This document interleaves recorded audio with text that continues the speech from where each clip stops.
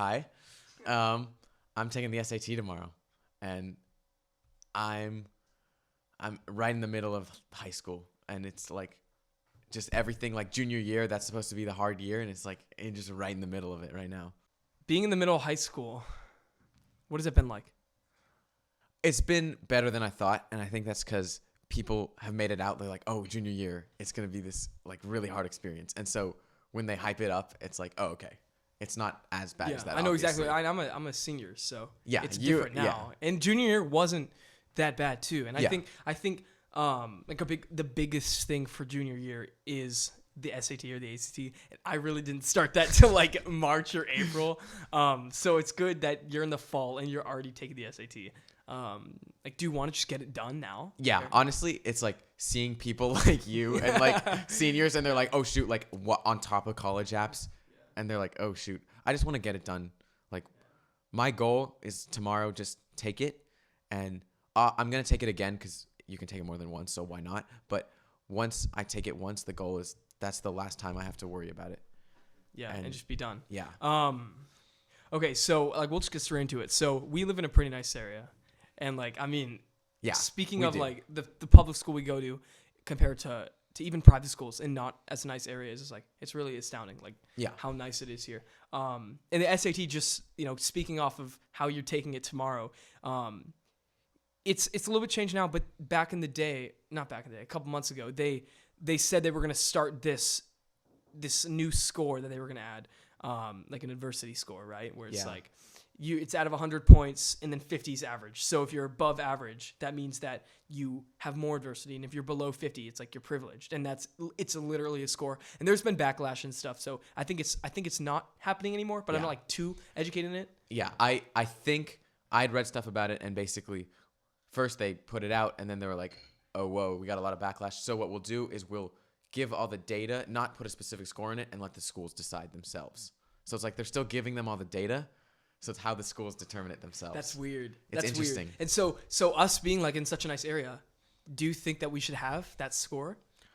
I really think people that complain about an adversity score, it's like, look, at this point, for me, it's different because like I'm at a point where I'm taking AP classes and I'm trying hard. Where no matter what, I'm gonna go to a college that's like decent. Like worst case scenario. I go to like a not so like Stanford. Yeah, worst case scenario. No, like worst case scenario. I'm thinking like to put a percentage on it. Like obviously, I'm looking at admissions rates a lot, so it's like 50-60% is like worst case scenario, and like that's not bad. That's a good way to think about it. Like looking at it but it's interesting because it's like. There's also this whole thing where the adversity score actually hurts your chances of getting into college if you have a high one. Yeah. If you. Oh, what? Yeah. So that's right. Colleges want money, dude, and they want those people to give them money. And I think something that's become a misconception. I don't know much about it, but wouldn't a college want to accept someone who's on the richer scale and who's willing to donate and blah blah blah and fund their school instead of someone who's really poor and need a much for financial aid? Because if they're gonna have all these poor kids because the adversity score is really high, and they're not as privileged and they don't have as much money and they get a much financial aid, well, the school's not going to make any money. Yeah, but also I think the argument is when you look at the most like best places where creativity flourishes or where like education is the best, it's all in places where there's a bunch of diversity, where it's like a diversity of ideas, a diversity of opinions, a diversity of cultures. Does that make sense? Yeah, where it's yeah. When you have that like mosh pit kind of, or like mixing bowl kind of, like New York City, people from all over the world, right? That's what makes it so cool. Is it's like everyone's there. Yeah. That's a good point. And it kind of needs to be not necessarily even, but like another big thing. I mean, you're only a junior, so college is kind of like it's so much different for you, right? Yeah, it is. Does it feel distant, do you think? A little bit. Now, I'm actually going to be this weekend. I'm going to be visiting. Oh, wow. Yeah. Where are you going? I'm going to be in Chicago. For the SAT? No, I'm just kidding. No, like I'm going like with my mom and we're just going and we're also visiting college. So it'll be cool. So I guess another thing is like with this whole diversity score, like what do you think is the biggest reason for backlash? You know, to the adversity score? Yeah. Well, I think it's people that think, oh, I'm working really hard, and why am I working really hard and not getting as much of a chance as other people? But I don't know. I think it's a really tough question. Like, is the adversity score something that should be instated or not? I think it shouldn't, or I think it. I don't know. Yeah. Dude, I don't even know. Well, I think people that complain about it are looking at it from the wrong viewpoint. That's what I think. Yeah. So, I just think it's hard to put a score on adversity and like challenge and suffer. Well, putting a number on anything's hard. That's why there's true. SAT. Like that's why people don't like go standardized crazy tests. about this. And it's crazy because like I think there are more and more schools now than ever who aren't taking the SAT and the ACT, and they're like, cool, you can submit this, but it doesn't really matter that much anymore. I don't know. I think so. I talked to I had a tutor for my SAT, right? And I was asking him like, what does he think about it? And it's interesting because from his perspective, like he makes a living off of the SAT being there.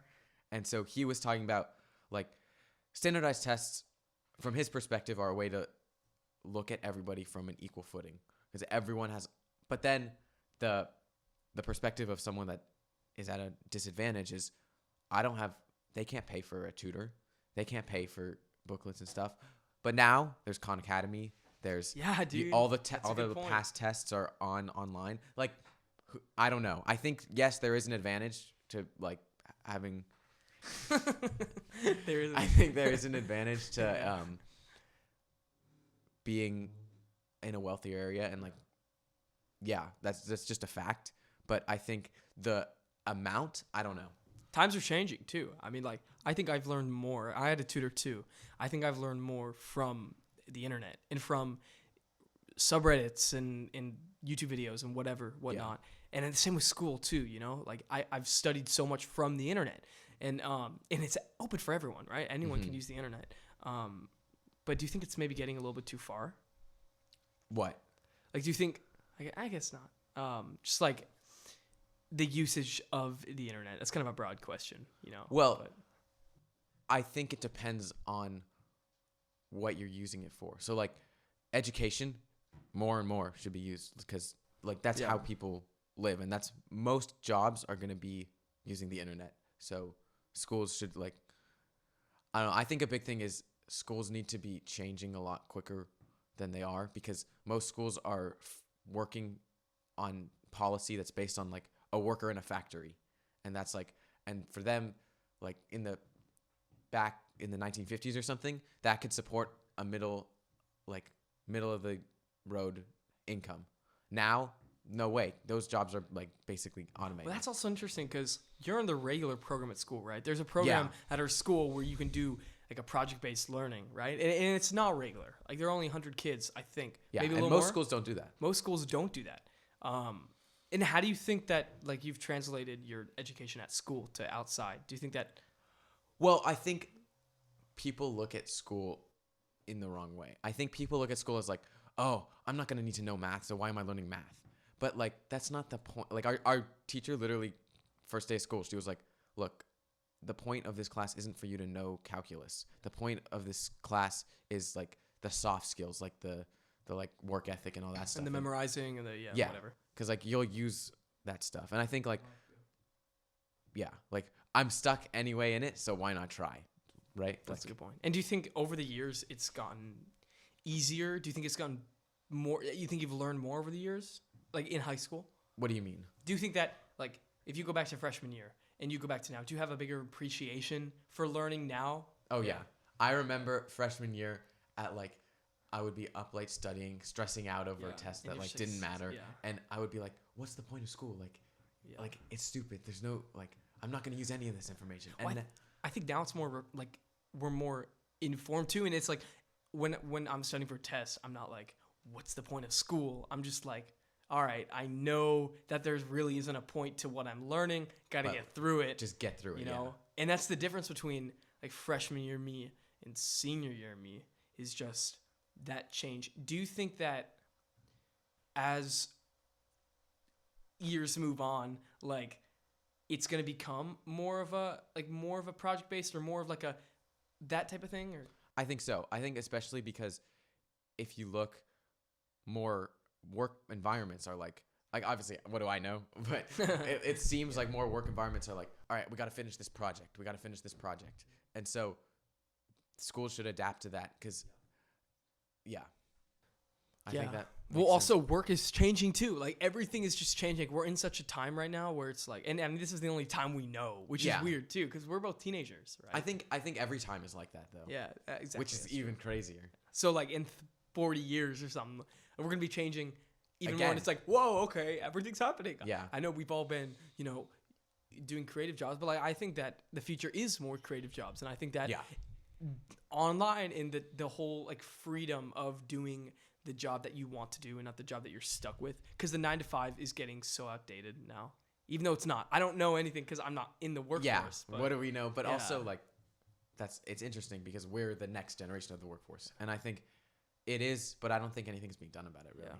Well, the 9 to 5 too is like my dad works from home, right? My mom works from home, and they both do great, right? Yeah. And like I bet you there are millions of other people who do work at home, right? And it's changing so much where it's like you don't need to go to an office and sit in your cubicle and type all day and then go home at 5.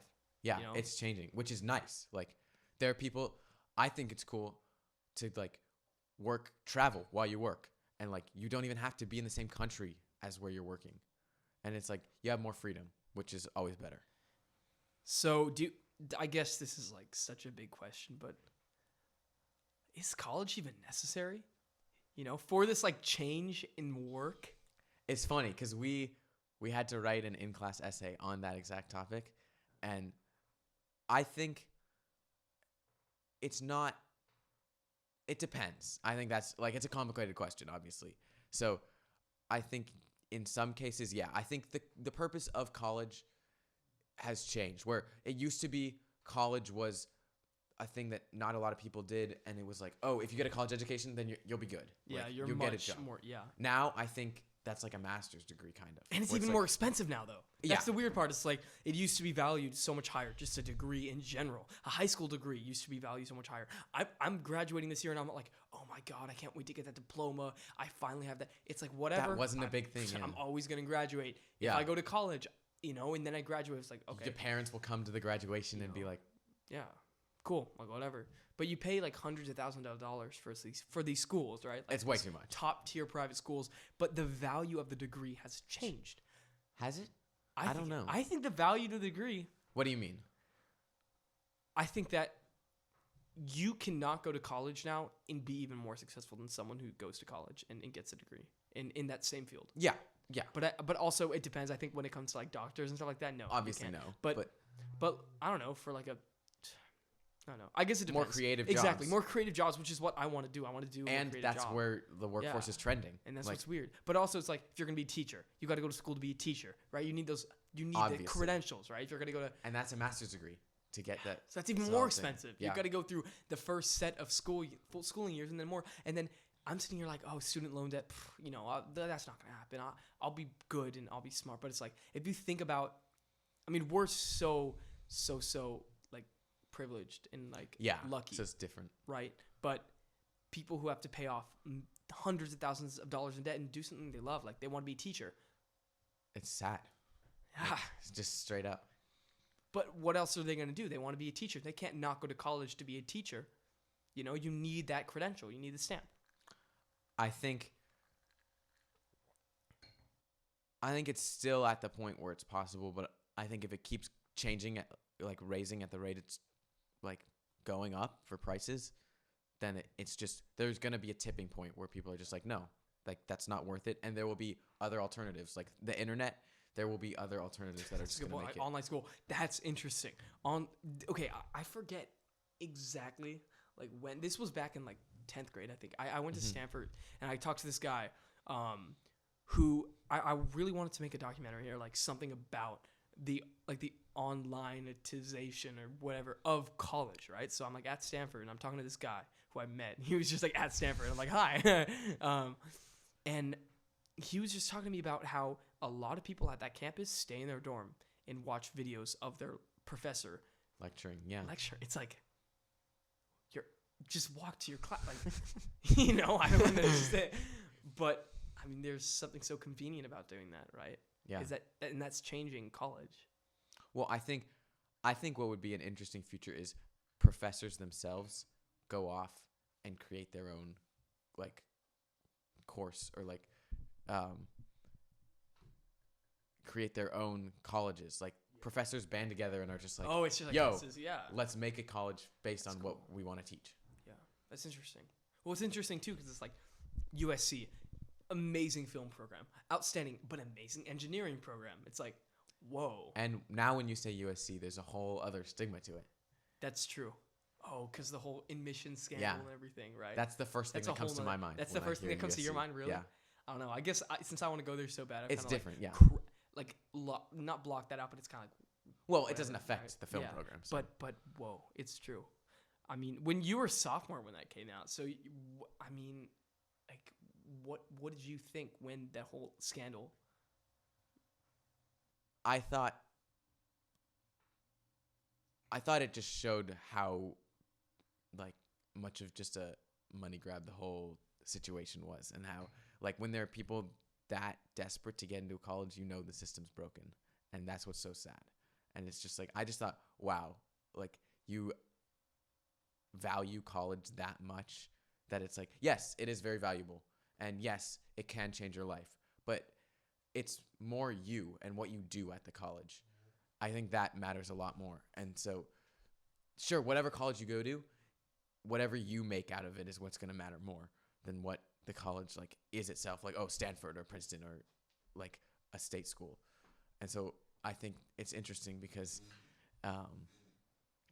it just showed how much people were like, oh my God, it's freaking out. And that wasn't kind of shown to the public as much, even though it was to high schoolers. And the parents, like, sure, there's like, obviously there's like definitely a what's the overbearing word? Like parents. Yeah, but also there's like is there like a malicious intent? Are they like, we're gonna commit a crime? Like, no. They want to help their kids, they're doing it in the most messed up way. They're like, okay, I don't believe in my kid enough, so I'm gonna pay $50,000 and so boom. Sad. Like, what happened to that kid's self-esteem? They're like, my parents don't even think I'm good enough. But the parents are like, this is the way. We're not going to tell the kid, right? Like, the kid won't know that the SAT is being proctored with, right? But they'll go in and they'll change all the answers or whatever. What? Imagine taking your SAT. Your mom pays $50,000 or whatever, $15,000, whatever, to have the proctor just sit there after doors locked and just change those multiple choice answers. You never know. You get a 1530. You're so excited. You're like, Mom, I got a 1530. And she's like, I know you did. I'm watching. I did it. That was me. I think, honestly, like, there are people, like, they're at, like, a 1,300, 1,400, and they get a 1530. They wouldn't be that, like, they would be like, oh, wow, I was just really lucky that time. And they could see, like, oh, yeah, that could happen. Dude. I mean, it gets even worse, too. Like, I think that the messing with the SAT is, like, the basis for everything else. You have, like, the photoshopping onto the rowing crew. Team. And, yeah. It's just, how were so many people involved and none of them were like, wait a second, let's not do this. And the guy in charge, too, Rick, you know. Just imagine. He just sits there. And he just gets money. He just gets money from parents being like, he's the middleman. The parents come to him. They're like, okay, we want the side door entrance, right? We want money from, or we want my kid to go to Harvard. That's what we want. He's like, I'm on it. He goes to the Harvard soccer coach. It's like, okay, Harvard soccer coach, I need this girl in. I'll give you $100 million. Get in. And they're like, okay. He walks back to the family. And he's like, I got you the guy. You're a soccer team now. It's like, what? How does that even happen now? Like, that seems like such like an 1800s thing. And how are they having these conversations and everyone's just like, yeah, this is normal. Yeah. Because they're so brainwashed and thinking this is the only way for their children. Yeah. When you think this is the only path that I have, and without this, I'm screwed. Well, that's what creates a lot of the stress in high school, where people are like, oh my God, I got to take all these AP classes. Oh my God, I got to get the perfect scores on all these tests. Oh my God, if I don't, then I'm not going to get in college, and then I'm not going to get a job. And it's like, for what? For what? And then what? Yeah. You know? That's what I always, but like, especially with this guy, he just kind of convinces this guy, Rick Singer, right? He was in charge. He was in charge of this whole scandal. Like, he was one of the main figures. He was like the businessman. He was the salesman. The worst part of it all is that he goes to these families and he's like, you have the front door to get in normally. You have the back door for sports, and then you have the side door. And it's like shut up. And how did they not think, this is like slimy? Like, they're like, oh, this guy knows what he's talking about. He's got the gray hair. He's got the Nike on. Oh yeah, know he's what. Well, I think it also, there's a whole thing now with college counselors also. And it's like, college counselors, he probably just positioned himself, look, I'm a college counselor and I can get your kids into a good school. For $500,000. Yeah, dude. My government teacher was saying that some college counselors will go to the high school counselors and be like, hey, we need your advice on this kid. Isn't the point of the high school counselor to do what people are now paying the college counselor to do? Yeah, but people don't buy still. There's still people. My family, I have a college counselor. Yeah, so do I. Right? And I love my college counselor. You know, it's great. I love having a college counselor. She keeps me on track. I'm able to learn everything. I'm very lucky to have one, right? Yeah. And, you know, a lot of kids don't have one, and I didn't have one until a couple weeks ago. Like, I just got one. At the last slick of time, I got that counselor, right? And hopefully it's going to help me. But, I mean, they're high school counselors. And, like, every time you got to think, like, how lucky you are, no matter what. They're, like, 90% of the people don't. Maybe not 90%. It's actually 89. Oh, okay, sorry. No, continue. A good amount of people don't have that opportunity. And so it's like, how could I cope with it without that? That's what's crazy. Is once you have it, it's like, yeah, that's you're brought up like that. Like, that's how it is. I mean, that's what it is. It's like, okay, you go to high school, take the SAT, you have a tutor for that, and then you go to college counselor, and they help you write, and they help you get into the colleges. And what's interesting is, like, I mean, my mother, for example, she earned it. She worked very hard, whatever, to be able to afford me going to a college counselor, me going to blah, blah, blah, right? So she worked really hard for me to live a great life. I'm going to work really hard to have my kids live a great life. Yeah. And it's just kind of like, whoa, you know? I know that's kind of just like basic, but. No, yeah. And it's like, I always think, okay, then they live for their kids to have a life, and then they have their kids live a life. And then what? And then grandkids. No. But then what? Yeah, but then what? And then, well, I mean, that's the question. You can do that for anything. You can do that's that true. For them. I mean, think about it, right? Like, I think something I always think about is like, everything you see around you will be gone one day. Like, this glass will be incinerated. This pencil, like, my hand will be like, it's going to be gone. It's How? so crazy. Like, in the moment, this is reality. This is all you know. Glass. But slowly but surely, things break, things fall apart, things go away, people die, and you move on. And then one day, 10 years from now, that's going to be our normal. This is going to be the past. And it's like, it's very hard to live in the present in high school. Yeah, because you're always thinking about the future. I think about the future, like, literally every day, probably.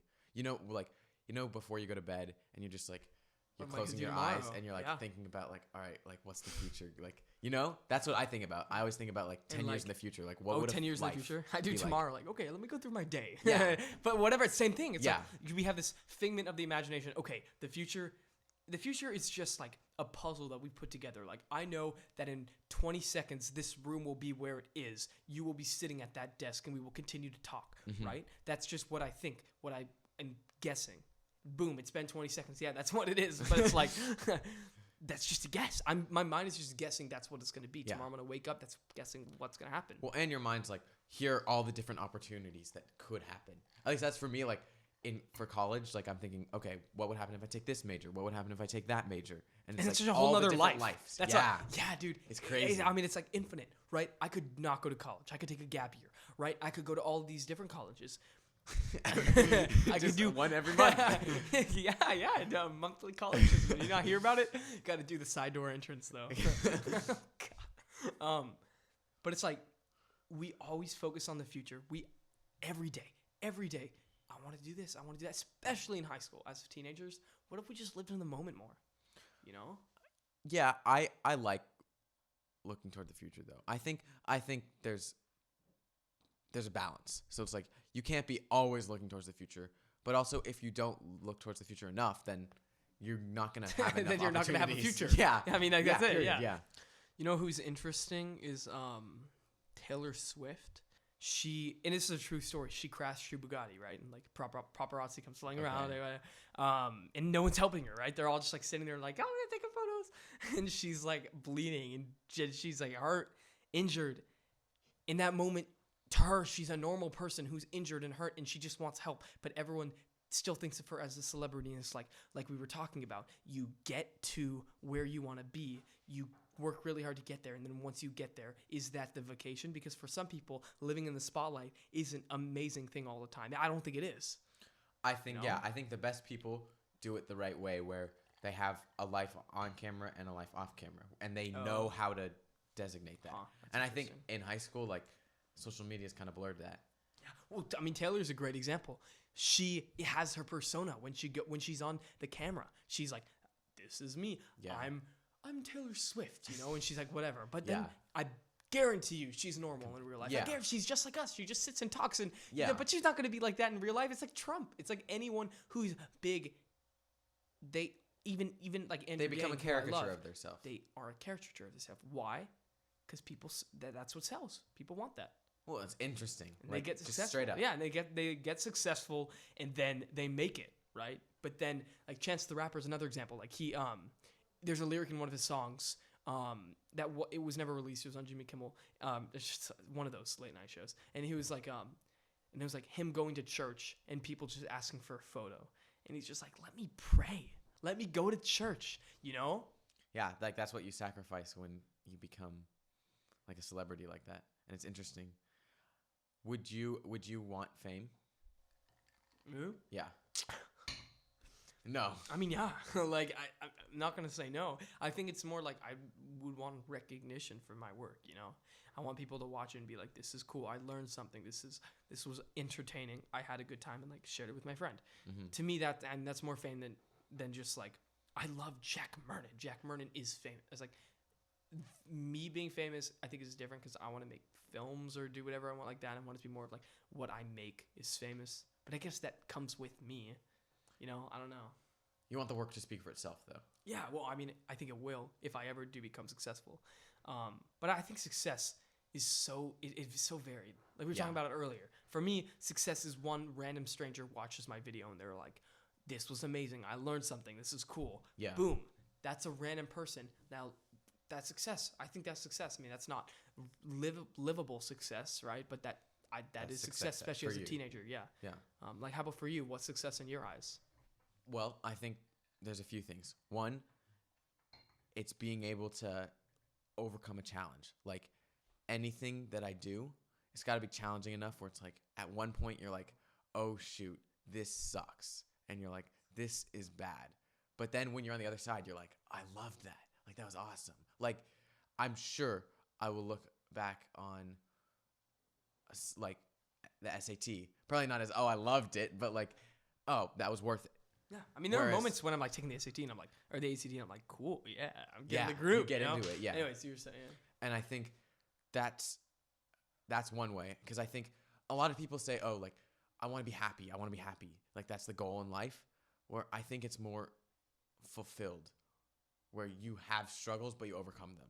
Oh, I think struggle shows passion. Who you are. Like, and I think that, like, for example, rowing, which we both do, right? It's like, it's not the rowing that's fun. It's not the rowing that's fulfilling. It's not the, but it's like the moment you stop and you're like, "Whoa, we just did this. We just moved. We just went fast." And it's like, we just accomplished something and it was really hard, but we did it, right? It's like, that's fulfilling. It's not, I don't know. I think one of the interesting things for me about rowing is after, I know for different people it's different, but after one of like a test piece, and It's you're kind of like a all mile, out, but like harder. Yeah.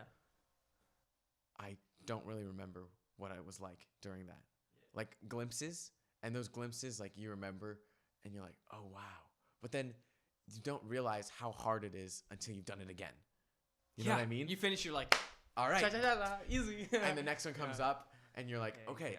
And then in it, you're like, oh my God, this was a lot harder than I remember. Yeah, you think that it'd be a little bit easier the second time around, but it's like, it's not. It's not like if you're Michael Phelps and you're swimming, it's not like it's going to get easier. Yeah. It's not going to feel better, but he's going to be able to control it more. And he's going to be able to be like, I know pain. The mindset, yeah. I know what it is. I'm going to feel it. And then he finishes and he's fulfilled. And that to him is fulfilling. Yeah. Right? I don't know.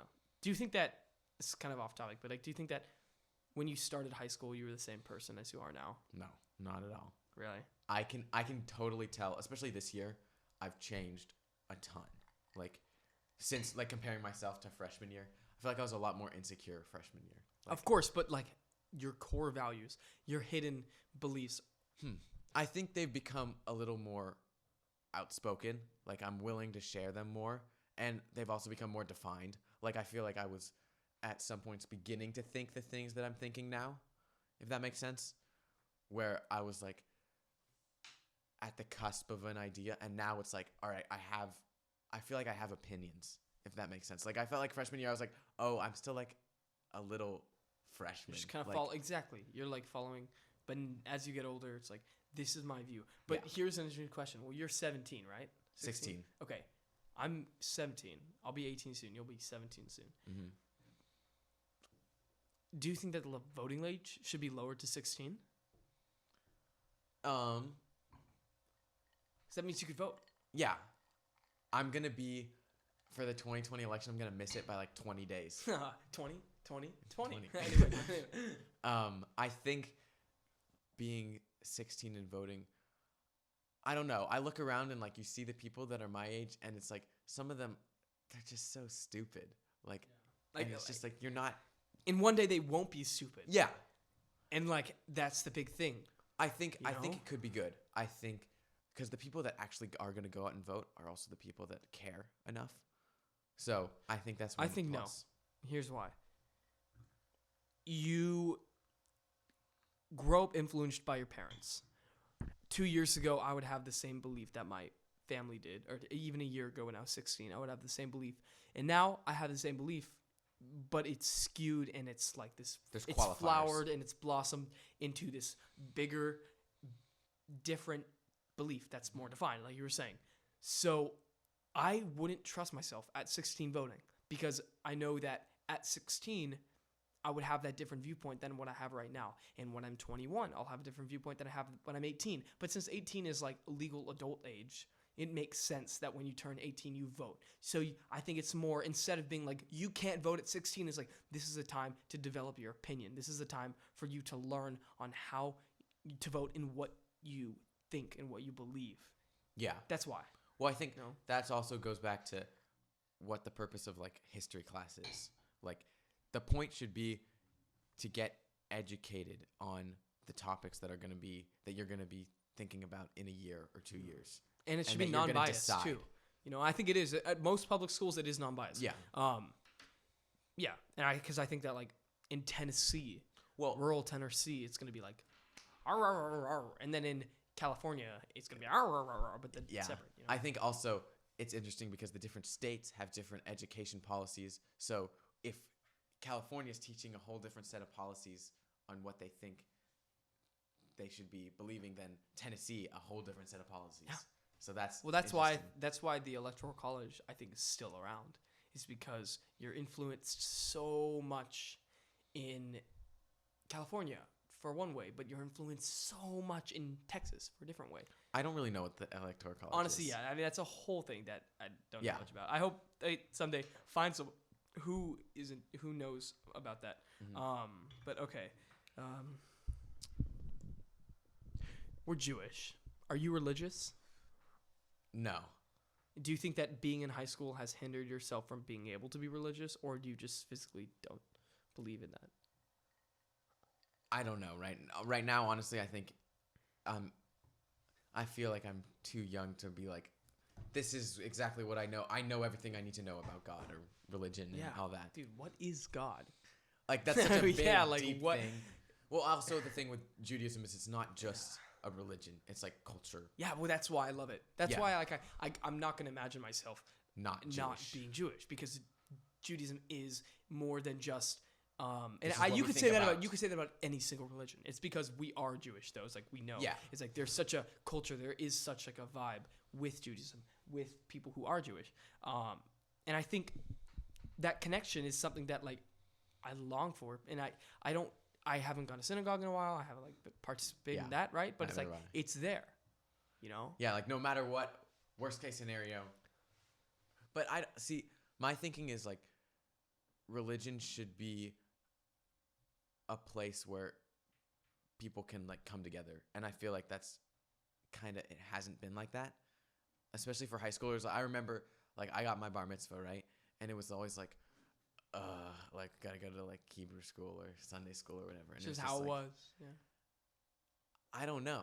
That's just, it shouldn't be a kind of thing where it's like it should be a kind of thing where it's like a community, and I don't think it's like that. So I don't know. I think right now, like, I'm not honestly doing nothing with religion, and that's also just because the Jewish holidays, like, they're during school, so like I'm not gonna miss school really. Yeah, that's a good point. I don't know. It's weird, especially like there are a lot of people who, especially as they get older, out of high school, they'll find God. Like they'll find God, whatever that means. I don't know what that means, but they'll change for the better.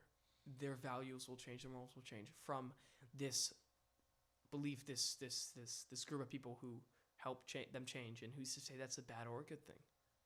You know, I don't know. Yeah, I think like there are definitely things that need to change about religion, like all the bad parts of it, like just need to be fixed. Like, okay, guys, so we have something really bad here. So let's just fix all the bad parts and make it good. Yeah, literally. That's what I think. Like, all the... Like, you can't do that when people are brainwashed into believing, or maybe not brainwashed, but they're like, this is my opinion. I believe God is real. You're not going to be able to change that. No. I'm not talking about that. I'm not talking about that. Okay, sorry. I think what needs to change is, like, the people that do, like, crazy stuff in churches and stuff, and it's just like the extremes. Yeah, where it's like obviously the people that go to churches that are normal people don't want, like, they're just normal people, and it's like most people are. They don't want that. It's like that shouldn't be a thing. Yeah. Like, that's stupid. You know what I mean? But I mean, like, I don't know. Especially like I feel like being in high school, this is the time when everyone like blossoms into who they truly are, right? And like that's kind of like I'm kind of like digressing from religion. Yeah, but, that's okay. But like this is the time when we find who we really are, right? And it's like we're getting less and less influenced by the adults because we are becoming adults. Yeah. You know? I think that's why it's fascinating to think about everything that I like consume, meaning like what I watch, what I read, what I like think about, what I listen to, like all of that. When you look at adults, they always think about, oh yeah, when I was a teenager, this is what I listened to, this is what I did, and it's like, that's me right now. And I feel like, I don't even know, but I feel like we are super socially aware of that as a culture. Maybe it's just me, but like I always find myself being like, in the future, I'm gonna look back on this and being like, did I have a memorable time? Blah blah blah blah. It's like future nostalgia. Yeah. Why do we do that? I mean, it's like we're not in the future. Just enjoy the present, but it's hard to do that, you know? Yeah, but it's also like you are going to want to look back on it and like it. Like, you're not gonna not want to do that, but I think there's an extent where it's too far, and it's like, don't always be thinking, all right, like that's like, I don't know. What would you change about this world? Maybe let me get more specific. What would you change about the teenager world. Okay. You know? I think people's perspectives, like, obviously you're not going to be able to change everyone's mindset, but that would be the goal, where it's like people don't look at high school in the right view. I feel like they look at it as, all right, I got to do it to get a job, to go to college, to like, that's the mindset. And it's like, no, like the reason why you're, well, I don't even know the reason. Like there's a lot to it, but you're going to be here. So why complain, or like, why not try? Like, yeah, right? That's a good point. Dude, it's so interesting because like this is the first year where I feel like the majority, 50% more, like 60%, whatever, my classes are interesting and I am learning about life and about philosophy and about things that I'm interested in, ethics or whatever. And that's the first time, and I'm a senior, which is sad. So I spent the first 3 years. But maybe that's it. Junior year was better than sophomore year. Sophomore year was better than freshman year. Maybe, we're just treated younger because we're younger as a freshman. And then as we're a senior, we're treated older. Because maybe it does all work out. Maybe having this one amazing year of learning all this, and I'm appreciating it so much because it's my last year, maybe that is how it should be. It's not 4 years of greatness because I want to appreciate the last year of greatness. That's a good point. I don't know. It's also interesting because I feel like I'm appreciating high school more as I'm getting closer to graduation. See, I think I'm appreciating time with seniors more. Like, yeah, like it's interesting. I'll be like talking with seniors more or thinking about that a lot more because I'm like, next year they're not there. Like you kind of take it for granted. Like as the younger guy, it's like, oh, there's always someone else that's gonna be above you, so it's like it's fine. But then you become that person who was above you. That's me right now. Yeah. I don't feel like a senior, but I am a senior. That's just how it is, So how do I juice every last bit of high school and being a teenager? I feel like I'm ready to move on. I feel like I'm ready to go to college and do all of that. But at the same time, like, am I? I can't say. Yeah. What are you worried about? The future and what I don't know, since I have no idea what I want to do. Like I have a general understanding, obviously, but I don't know where that'll take. Like I don't know if I choose this major, will that lead to a whole different life? And then like we were talking about the tree. Yeah, all the different lives that I just missed out on because I chose that one. That kind of worries me. Like, am I gonna make the right decision? But I also think like your major shouldn't determine everything, and like I need to think about that more often. Like. That doesn't have to be the straight path. No, it's not. It's not. Yeah, like that's just factual. So that worries me. It's like, but maybe you have an advantage over people who know what they want to do because maybe you're 16. You're literally 16. When you're 30, you're gonna be like, I was a kid at 16. Yeah, I've lived 16 more years or 31, whatever. So I don't know. Something to think about. Yeah, I think as a adult, it'll be nice to be able to say, I didn't know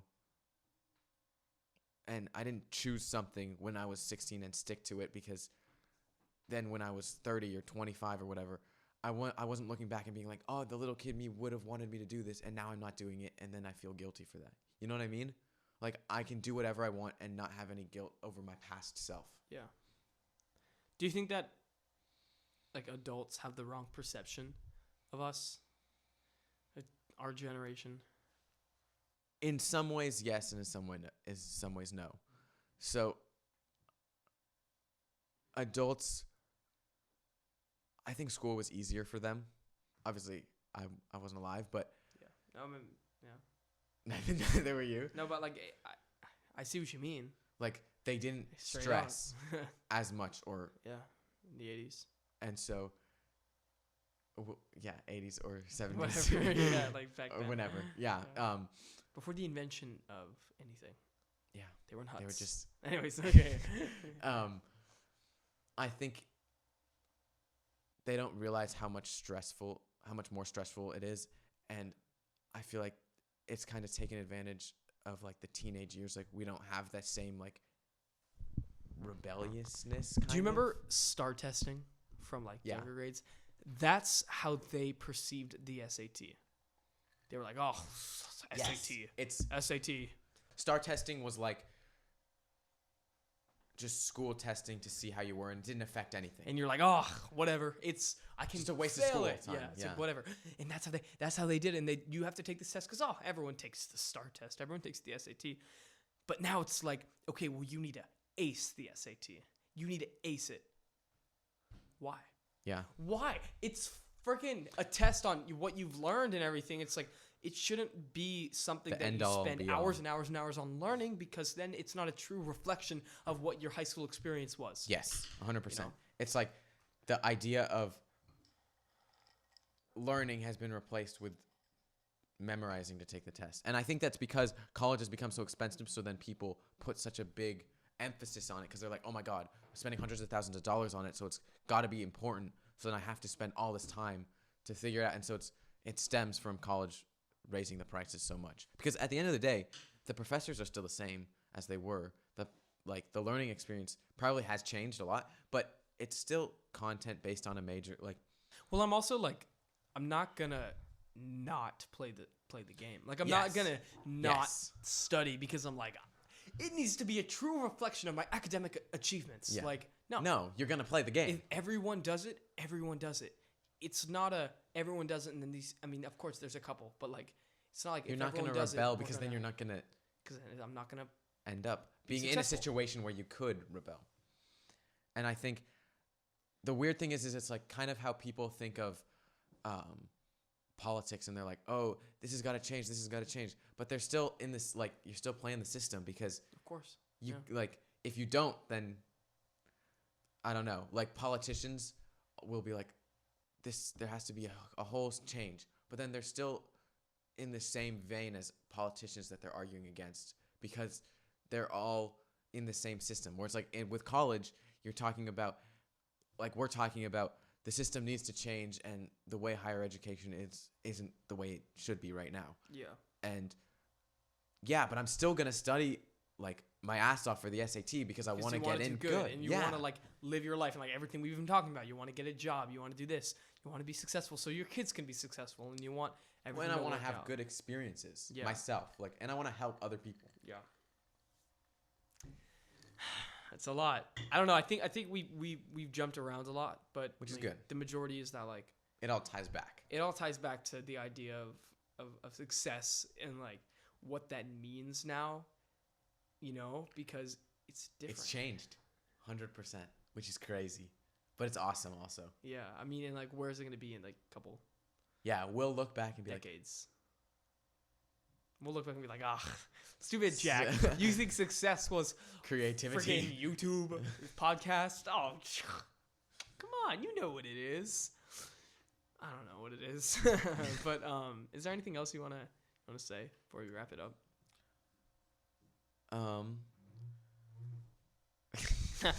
Guys, I have a very important announcement. I'm actually in college. I will not be taking the SAT I'm an tomorrow. adult. Yeah. I'm trying to think if there's anything that Now you have to take the SAT.